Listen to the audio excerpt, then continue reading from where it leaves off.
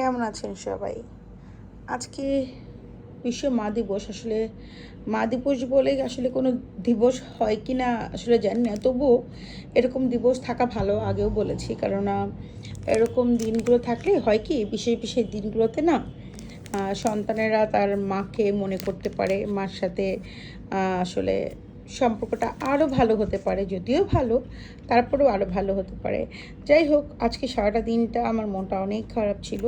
তারপরে সন্ধ্যাবেলা আমার মেয়ে আমাকে ফোন করে আমার জন্য এই গিফটটা পাঠায়, যেখানে একটা খুব সুন্দর ডায়েরি, কিছু কার্ড, বুকমার্ক, সুন্দর একটা ব্যাচ। দেখেন, এটা হচ্ছে ওয়ান কাইন্ড অফ ব্যাচ। এখানে দেখা আছে ওয়ার্ল্ডস বেস্ট মম, ওয়ার্ল্ডের বেস্ট মম।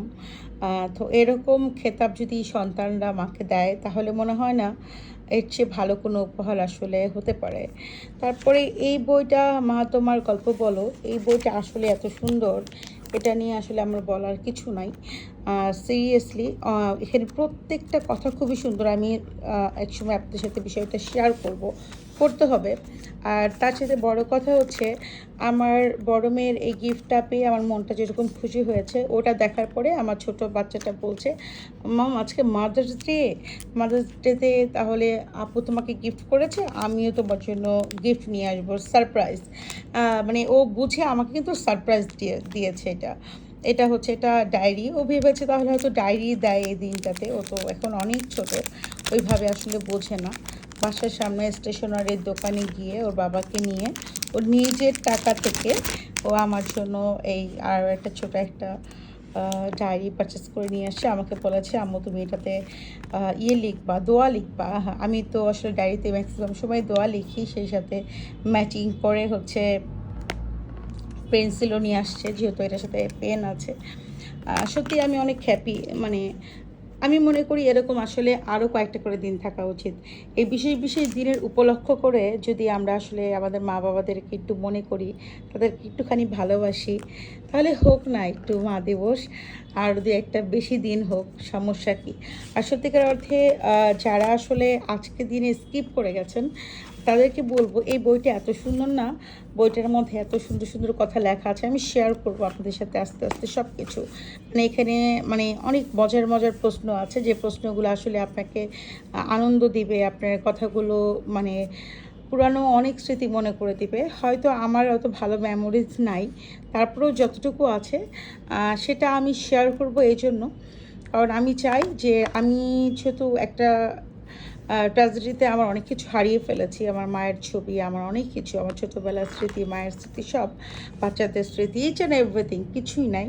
সো যদি আমি আমার ফোনে অন্তপক্ষে এই জিনিসগুলোকে স্মৃতি করে রেখে দেই, ছোটো ছোটো ভালো লাগা জিনিস, ছোটো ছোটো গিফট, আমার ভালোবাসার জিনিসগুলো, তাহলে হয়তো ফোনের মেমোরিতে এটা থেকে যাবে।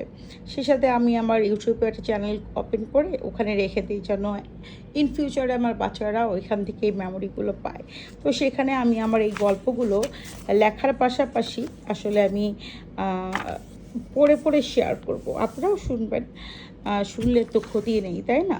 মানুষের জীবনের গল্প, মানুষের অতীতে যা ঘটে গেছে কিংবা ভবিষ্যতে যা আমার সাথে ঘটবে, কিংবা যেটা ঘটেছে, এটা আসলে হাইড হেডেন করার কিংবা মিথ্যে কথা বলার কোনো কিছুই আসে না। আমি সবসময় খুব স্বচ্ছ মানুষ, আমি স্পষ্ট করে স্বচ্ছ করে কথা বলতে ভালোবাসি।